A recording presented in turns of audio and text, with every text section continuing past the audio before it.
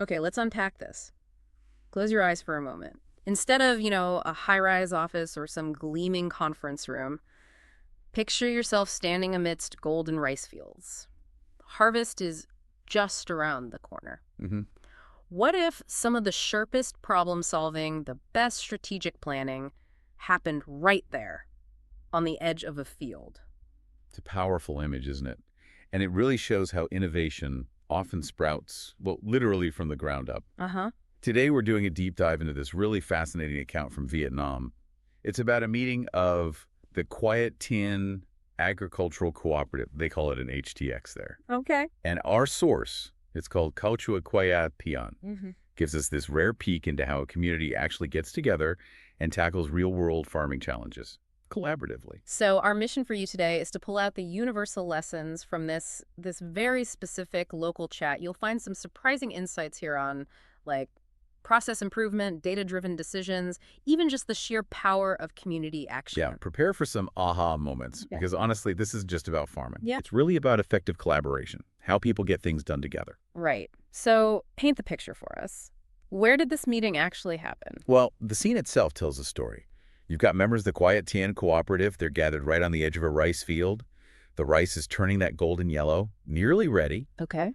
The atmosphere is simple, direct, very much boots on the ground, no fancy setup. And what kicked it off? Who started the conversation? The catalyst was Anthut.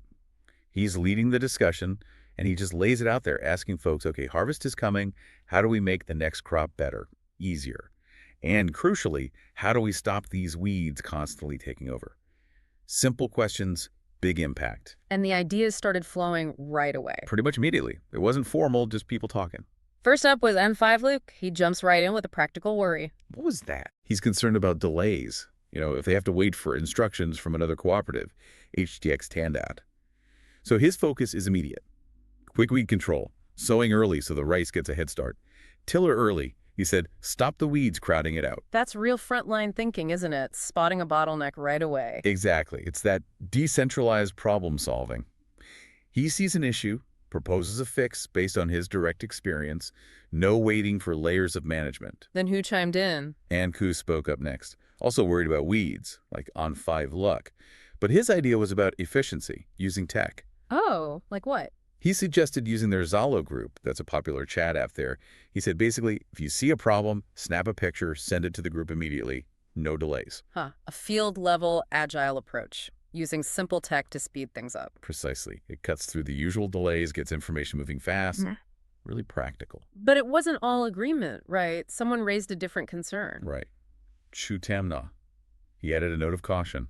He was worried about something else, using too much nitrogen fertilizer. Why was that a concern? Fear of disease outbreaks.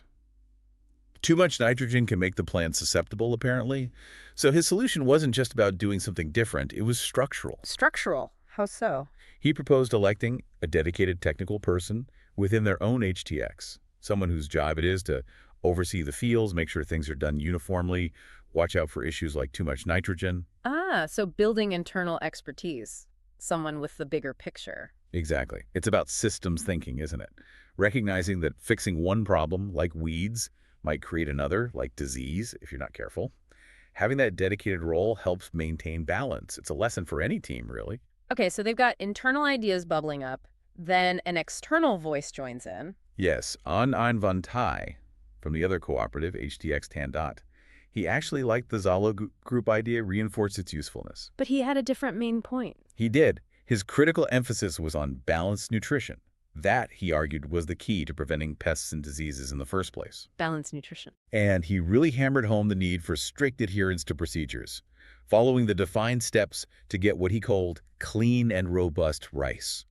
So process and consistency, like quality control. Absolutely.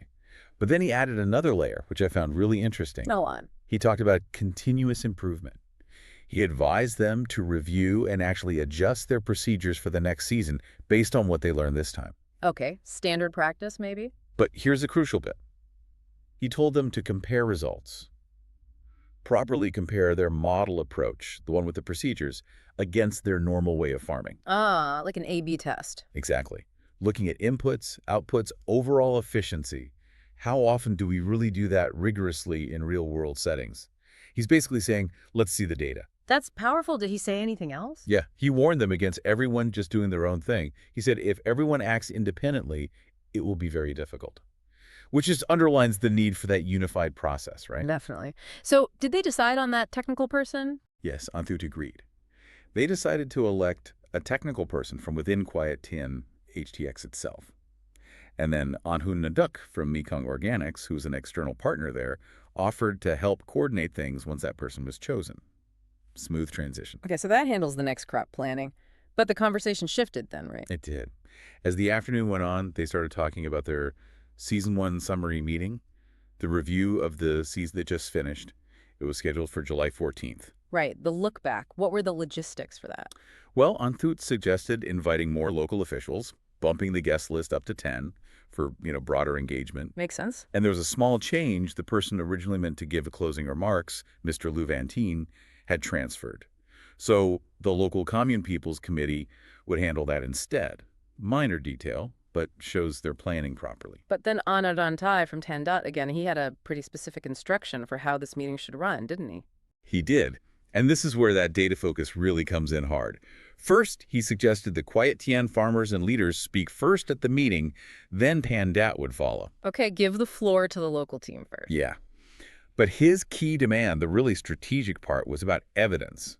He told them they absolutely had to collect yield samples the day before the meeting on July 13th. Samples. Why the day before, and what kind of samples? See, it wasn't just random samples. He was very specific. They needed to collect from 3 types of locations in their fields: a good spot, an average spot, and a bad spot. Good, average, and bad. Why? So they could present their findings with, and this is the quote, a solid basis for discussion. It's about showing the reality, warts and all. Wow, that's quite transparent. Isn't it? It's radical transparency, backed by empirical data. They weren't planning to just showcase successes. They were going to show the full spectrum of results. That builds huge credibility. You can really learn from that. How are they going to ensure this sampling was consistent? Good question. Anhun Nakrek from Mekong Organics stepped up again. He confirmed his team would actually go out with the Quiet Tien members on July 13th and help them take the samples. Hands-on help. Yes, and using a standard tool, a 1 square meter frame, to make sure all the samples were collected the same way. Simple, but it ensures data integrity. That commitment is impressive. It really is. It connects everything back to measurable results. What about showcasing the actual product? Was there anything planned for that? Oh, yeah. Anduantan had a plan for that, too. He was going to prepare actual products for display at the meeting. Like what? Rice wine, the harvested rice itself, bran oil, and even 2 potted rice plants. Bringing the field right into the meeting room. Exactly. It's a brilliant touch, isn't it? Makes the results tangible. It's not just numbers on a page. It's the actual fruit of their labor. Connects everyone back to the purpose. Builds pride. So as this field-side meeting wrapped up, what were the absolute must-do action points they agreed on? They boiled it down to 3 concrete, non-negotiable points, things they absolutely had to do next. Okay, what were they? 1, must have that internal HTX technician. That dedicated expertise and oversight role was confirmed as essential. Got it. Number 2. 2, must update a full comparison table, comparing the model approach versus the non-model approach. That commitment to data-driven evaluation was locked in. Makes sense. And the 3rd? 3, must adjust the procedures for Season 2. Continuous improvement, learning from Season 1, and refining their process. Expertise, measurement, adaptation. Pretty solid pillars. Absolutely. It distills everything down into a really clear, actionable strategy. You could apply that framework almost anywhere. And what was the final message, the sort of guiding philosophy behind all this? Antud, who kicked things off, also provided the closing vision. He said something like, whatever we do, it's first and foremost for our farmers. Clean rice, good prices, happy farmers, and peace of mind for the people who eat it. Let's stick together as a group, united, and move forward. Wow. That really brings it home, doesn't it? It really does.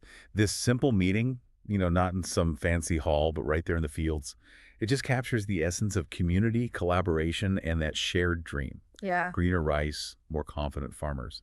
It just underscores that sometimes the most profound insights, the best deep dives, happen in the most authentic places, driven by a real collective purpose. What an inspiring story, just seeing how a community can actually come together like that. Identify the real challenges, figure out solutions, implement them, and crucially, measure their progress. All starting from a chat by a rice field. Uh-huh. It's a powerful reminder, I think, that you don't always need the fancy boardrooms for complex problem solving. Not at all. What you need is clear communication, real collaboration, and that commitment to actually looking at the results, the data. Exactly. The lessons from Quiet Tea and HTX feel so universal. Yeah. That value of having a dedicated technical expert, the power of honestly comparing results with data, continuously tweaking your process. They really are applicable everywhere. What worked for their rice field offers, I think, some surprisingly potent blueprints for any complex project looking for real sustainable success. So, as you, our listeners, reflect on this deep dive, here's a thought to chew on. What seemingly small, everyday interaction, maybe a field-side meeting in your world, holds the key to unlocking something better? Hmm. A greener bloom or a more confident stride for your team, your community, your project? Maybe just by applying these simple principles. Open discussion, getting the real data, and focusing on that shared vision.